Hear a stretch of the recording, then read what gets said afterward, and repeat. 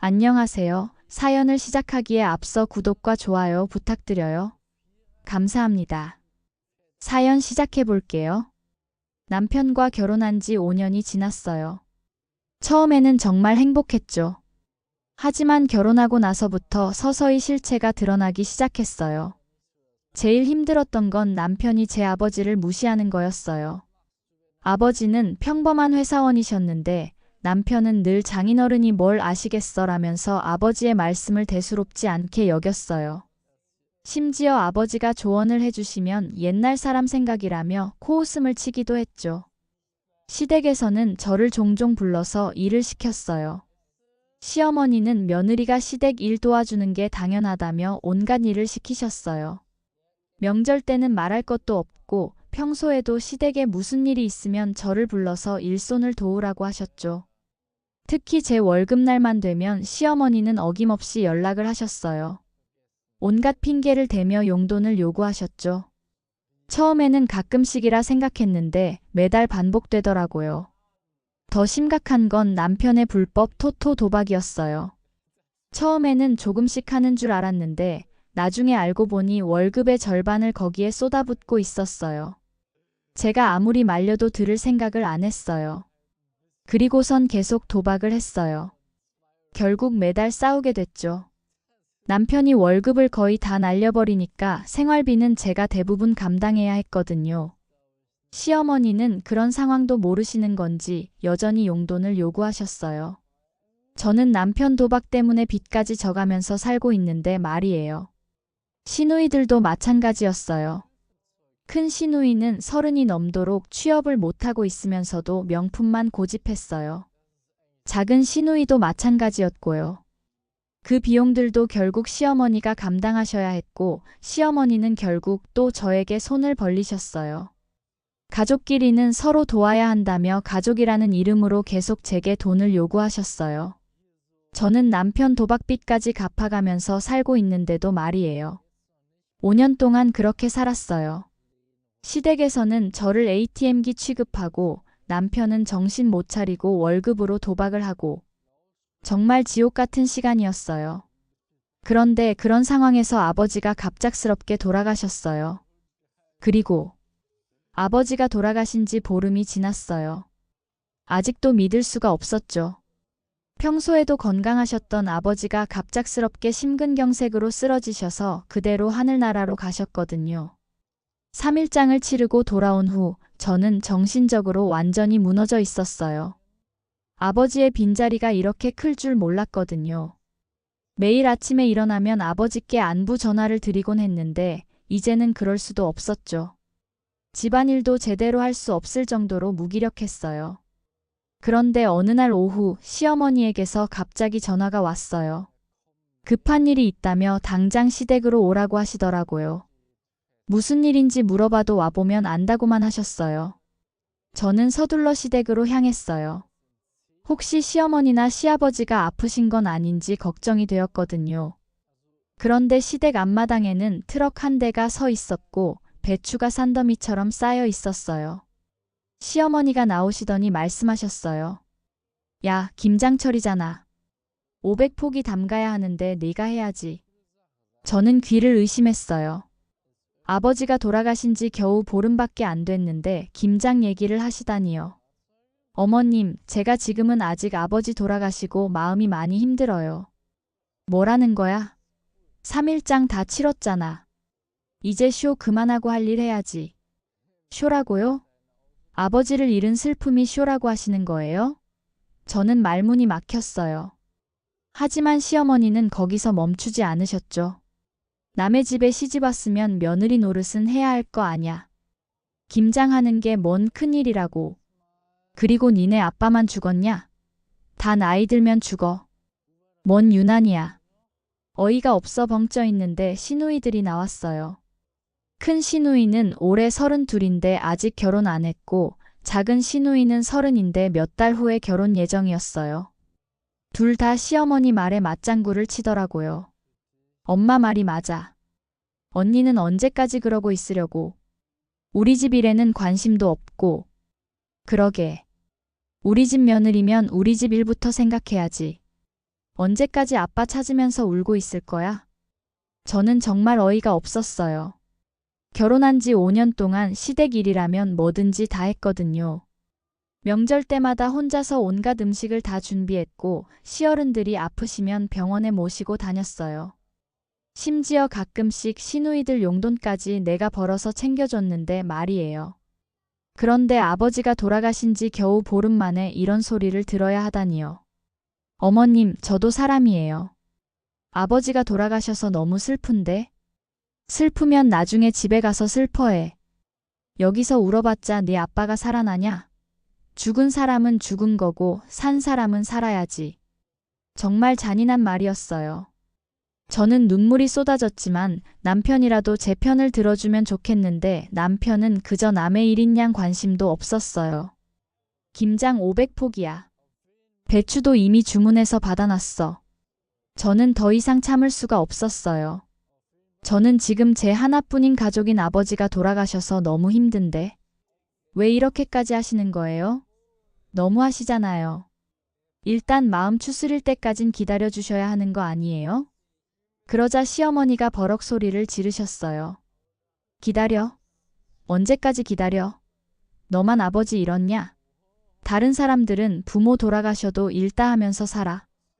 꽤 부리지 말고 일해. 시집 온 지가 언젠데 아직도 그 모양이야?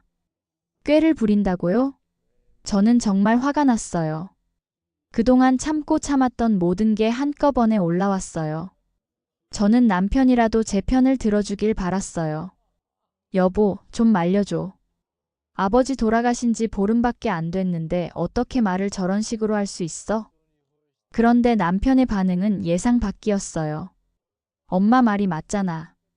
김장철이니까 해야지. 네가 너무 예민한 것 같은데. 장인어른 일은 어쩔 수 없는 거잖아. 할 건 해야지. 예민하다고요? 제가 예민한 게 아니라 이 집 사람들이 너무 비정한 거였어요. 저는 더 이상 참을 수가 없었어요. 저는 안 할 거예요. 이만 가볼게요. 그러자 시어머니가 버럭 소리를 지르셨어요. 안 한다고? 배추 다 주문해놨는데 안 한다고? 안 해요. 절대 안 해요. 그 순간 집안이 완전히 난리가 났어요. 시어머니는 저에게 소리를 지르고 시누이들은 제가 집안 분위기를 망친다며 비난했어요. 바로 그때 작은 시누이의 예비 남편이 집에 왔어요. 그리고 이 광경을 보고는 당황해하고 있었어요. 그러자 시어머니는 어색한 분위기를 무마하려고 하셨어요. 하지만 저는 이미 한계에 달해 있었어요. 이런 상황에서 만난 게 오히려 기회라고 생각했어요. 그리고 전 작은 시누이의 예비 남편에게 이야기했어요. 죄송해요. 그런데 결혼 전에 꼭 알아두셔야 할 게 있어요. 갑자기 제가 말을 꺼내자 모두가 저를 쳐다봤어요. 시어머니는 눈에 불을 켜고 저를 노려보셨어요. 그때 작은 시누이 얼굴이 하얗게 변했어요. 뭔가 찔렸겠죠. 야, 너 지금 뭐 하려는 거야? 이 시어머니가 날카롭게 소리쳤어요. 그쪽이 지금 결혼하려는 여자가 작년까지 다른 남자와 동거했었거든요. 그것도 유부남과요. 그런 말도 안 되는 소리를. 말도 안 되는 소리가 아니에요. 제가 직접 봤거든요. 그 남자가 유부남이라는 것도 알고 있으면서 1년 넘게 동거했어요. 그게 사실인가요? 어떻게 그런 일을? 네, 지금 그쪽만 모르고 있는 사실이죠. 작년 12월까지 유부남과 동거했어요. 그 남자 부인이 찾아와서 난리 났었죠. 지금도 그 남자랑 깨끗이 헤어진 건 아닌 것 같던데요. 그리고 신용불량자예요. 카드빚만 해도 3천만 원이 넘어요. 명품만 고집하면서 부모님 돈까지 축내고 있어요. 그러자 큰 시누이가 벌떡 일어났어요. 너 정말 미쳤구나. 왜 그런 말을 해? 미친 게 아니라 이제야 정신 차린 거예요. 그동안 너무 참고 살았거든요. 작은 시누이가 급하게 변명하려고 했어요. 오빠, 언니가 거짓말하는 거예요. 그런 일 없었어요. 하지만 작은 시누이의 예비 남편은 이미 의심의 눈초리로 작은 시누이를 바라보고 있었어요. 저는 계속 말했어요. 후회하기 전에 지금이라도 파혼하세요. 절대 변하지 않을 거예요. 결혼해봤자 그쪽만 고생하실 거예요. 작은 시누이의 예비 남편은 충격을 받은 것 같았어요. 한참 동안 말이 없더니 작은 시누이를 쳐다봤어요. 이게 다 사실이야? 작은 시누이는 아무 말도 못했어요. 거짓말할 수도 없는 상황이었거든요. 얼굴이 새파랗게 질린 채로 그저 고개만 숙이고 있었어요.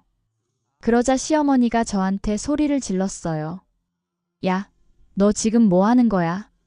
당신들이 저한테 한 짓을 똑같이 하는 거예요. 아버지 돌아가신 지 보름 됐는데 지금 저한테 한 짓을 생각해 보세요. 시어머니가 소리를 지르셨어요. 인연이 집안 망신을 시키려고. 망신? 진실을 말하는 게 망신인가요? 그동안 저한테 한 짓은 뭐고요? 작은 시누이의 예비 남편은 일어서더니 작은 시누이에게 말했어요. 결혼은 없던 걸로 하자. 다신 얼굴 볼 일 없을 거야. 그렇게 말하고는 나가버렸어요. 뒤따라가던 작은 시누이도 문 앞에서 멈춰섰죠. 집안이 완전히 난리가 났어요. 시어머니는 저에게 소리를 지르고 시누이는 울고불고 난리였죠. 하지만 저는 차분했어요. 오히려 속이 시원했거든요. 그날 밤 저는 이혼 서류를 준비했어요. 이미 마음의 준비는 다 되어 있었어요. 다음 날 아침 남편에게 이혼 서류를 내밀었어요. 남편은 당황했지만 저는 단호했어요. 더 이상 이런 식으로 살고 싶지 않았거든요. 몇 달 후 이혼이 성사됐어요. 그리고 저는 아버지가 남겨주신 집으로 돌아갔어요. 그리고 아버지가 남겨주신 돈으로 저는 새로운 삶을 시작했어요. 온라인 쇼핑몰을 운영하기 시작했고 점점 잘 되기 시작했어요. 무엇보다 스트레스가 없으니까 일이 재미있었어요. 그러던 중 소식을 들었어요. 작은 시누이는 결국 파혼당했어요. 예비 남편이 완전히 마음을 돌려서 결혼식 준비까지 다 해놨는데 취소해버린 거예요. 웨딩홀 예약금, 드레스 비용, 허니문 예약금까지 모든 위약금을 물어야 했다고 하더라고요. 그리고 남편은 불법 토토 때문에 빚을 많이 져서 집까지 담보로 잡혔다고 하더라고요. 시어머니는 그 모든 빚을 감당하려고 식당에서 서빙 일을 시작하셨다고 했어요. 이른이 다 된 나이에 남의 집 식당에서 하루 종일 서서 일하시는 거였어요. 발은 퉁퉁 붓고 허리는 아픈데도 돈 때문에 참고 일하신다고 하더라고요. 사치심한 작은 시누이의 불법 토토나 하는 아들까지 다 데리고 사시느라 아마 엄청 힘들 거예요. 이혼하고 한동안은 저한테 전화해서 온갖 저주를 퍼부었어요.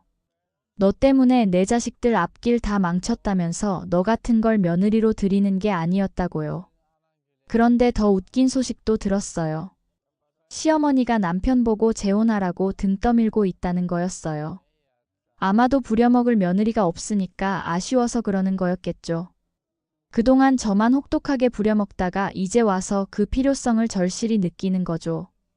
우리 집에는 며느리가 꼭 필요해. 빨리 재혼해서 집안일 도와줄 사람을 데려와. 이런 식으로 남편을 재촉했다고 하더라고요. 그런데 실제로 남편이 어떤 여자와 만나기 시작했다고 했어요. 시어머니가 적극적으로 중매를 서서 맺어준 관계였대요. 시어머니는 그 여자에게 온갖 좋은 말로 꾸며서 소개했다고 하더라고요. 그런데 그 여자가 시댁에 몇 번 오고 가게 되면서 점차 시어머니와 시누이들의 실체를 보고는 바로 파혼했다고 하더라고요. 시어머니가 처음엔 안 그러더니 점점 그 여자한테도 이것저것 시키려고 했다더라고요. 그 와중에 시누이들은 또 자기들 일을 떠넘기려고 하니까 그 여자가 질겁을 하고 도망간 거였어요. 한번 경험해보면 누구든 알 수 있는 일이었거든요. 제 시댁의 며느리 갈굼이 어떤 수준인지 말이에요. 정말 인과응보였어요. 그동안 저를 부려먹을 때는 언제고 이제 와서 힘들어하고 있었거든요. 저는 그 소식을 들으면서 복잡한 기분이었어요. 안타깝기도 하고 시원하기도 하고.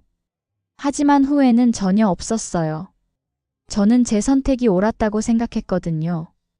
몇 년이 지난 지금 저는 새로운 사람을 만나 재혼해서 정말 행복하게 살고 있어요. 아이도 생겼고 사업도 계속 잘 되고 있어요. 무엇보다 서로를 존중하고 사랑하는 가정을 만들 수 있어서 행복해요. 이게 바로 제 인생 최고의 복수였어요. 그들을 직접적으로 해치지 않고도 제가 행복하게 사는 것만으로도 충분한 복수가 됐거든요. 지금 그들은 모두 어려운 상황에 있지만 저는 그 어느 때보다 행복해요.